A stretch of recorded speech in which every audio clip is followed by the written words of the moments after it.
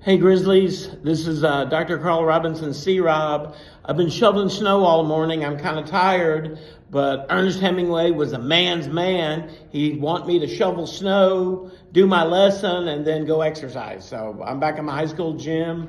Today I'm doing an introduction to Ernest Hemingway, and we're reading Hills Like White Elephants. Hemingway's bio is pretty interesting as well. Upper class family in Chicago. If you haven't noticed, most of our writers are from upper class families. They're not usually poor. They usually have some kind of rich connection. But anyway, Hemingway was born in Chicago.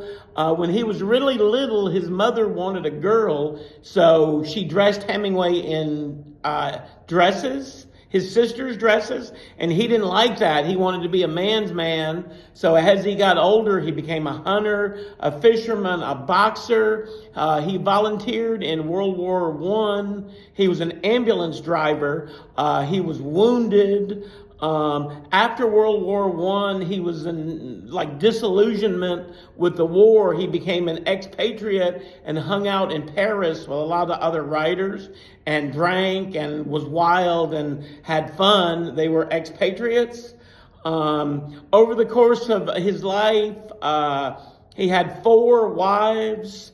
He was a world traveler, a hunter, a boxer. He got in fights with other writers. He was a man's man, and he wanted to be a man's man his whole life. As he got older, his health started to fail, and he committed suicide toward the end, I think at a cabin in Idaho. So we're reading Hills Like White Elephants. Pretty short story. A lot of dialogue. There's an American man who isn't named, and he's drinking in a cafe in Spain with a girl named Jig, a Spanish girl who's younger. And I don't want to spoil the plot for you, but most writers seem to think Jig is pregnant. And they're going back and forth, kind of having a subtle argument about whether to have an abortion or not. In the course of my life, it seemed like America had decided what they thought about abortion, but as you know from current events, it seems like the tide has changed recently. And this story was from 1927, it's 2025. 100 years later, America is still battling it out over abortion. And that includes what men think and what women think. But I wanted to say a little bit about Hemingway's writing style. Really short, simple sentences. He would say just the facts. All sorts of different people like his writing style. I had an uncle who passed away that had an 8th grade education, but Hemingway was his favorite writer. Hunter, fisherman, war, boxing, American naturalism, stuff like that. There's a Hemingway code of masculinity. What a man doesn't cry, what a man does for his woman, how a man lives his life. I don't know, even down to what kind of car or truck a man drives. So anyway, he's kind of, Hemingway is associated with a macho ideal that is certainly present in American culture right now. Sports, anything you want to name that's macho is kind of Hemingway code. I'm looking at my notes now for Hills Like White Elephants. The title, I don't know if you know what a white elephant is, but it's sort of a present that no one wants. People will have a white elephant party. If you lived in Fredericksburg and I gave you a horse for Christmas, you'd love the horse. The horse is sleek and beautiful, but you really, living in Fredericksburg, probably don't have anywhere to keep your horse. So it's a present you don't necessarily want. The story is set in Spain, and that's sort of outside of American norms. So 1927 in America, you certainly wouldn't have an abortion, but maybe if you're a playboy rock star traveling the world and you get a girl in Spain pregnant, you just tell her to have an abortion. But Spain is a little different. The man, it's not explicitly stated, but is Protestant. The girl is Catholic. And they're kind of arguing. It seems like Jig wants to have the baby and the man doesn't want to have the baby.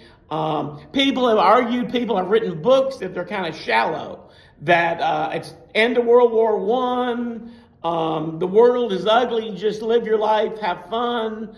Maybe a little bit like Walker Percy said, if you've read my Percy before, been in my class, maybe like C. Rob's ideal. Live your life, have fun, get the most out of life you can. But then this couple is pregnant, they're going to have a baby, so maybe that wild, crazy life is over and you got to buckle down, take care of your wife, take care of your baby. And there's some feminism in there too. Some people say Hemingway isn't a feminist at all, but some people say maybe this character secretly is, by the way he acts, and we'll talk about that. But anyway, you should also be thinking 1927 ideal versus 2025 ideals about abortion, about life, about politics, about the world. And my last note to myself says men equal dogs. Are men, and that's a joke, but maybe it's also true, are men conditioned, nature nurture to be dogs, to act like a man, to get girls pregnant, travel the world, drink, have fun? The 6 questions at the end. The first question asks about the Hemingway Code, what we've been talking about, as it applies to the narrator in Hills Like White Elephants. If he's a man's man and he gets his girlfriend pregnant, he should stay and take care of her, right? But anyway, maybe he wants to drink, travel the world, have fun, have an abortion, don't worry about the baby. The second question asks, does this particular couple have a future?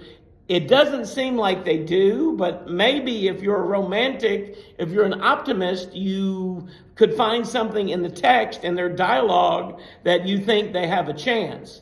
But they seem kind of diametrically opposed about having the baby, maybe about life. The third question says, discuss the title. Her being pregnant, the baby would be the white elephant. What do you do with the baby that you don't want? It's beautiful, it's exciting, but they want to, at least the man wants to travel the world and have fun. Number 4 asks, is Jig an admirable character? Does the audience like her? Are we on her side? Do we sympathize with her? Do generally women, mothers, have the responsibility of taking care of the baby? The men go out and hunt and gather, the women stay home, but do we feel more for the girl in the story? Number 5 says to connect the story to political, social, cultural themes in 2025. And certainly that's abortion, states' rights, Supreme Court stuff now, but also male-female dynamic. Maybe there's Republicans and Democrats in there, but his snapshot of American culture, or at least an American in Spain in 1927, kind of fits for the political situation in our world. And then number 6 asks, do a reading of the male and female dynamic in the story. 6 is a little bit like 5. You certainly talk about abortion, connect to that, but sort of global issues in the real world. How maybe a man would govern, be president, whatever, versus how a woman would govern, be president. Compromise, talk, work it out, versus be aggressive and take what you want. Sort of Hemingway Code ideals.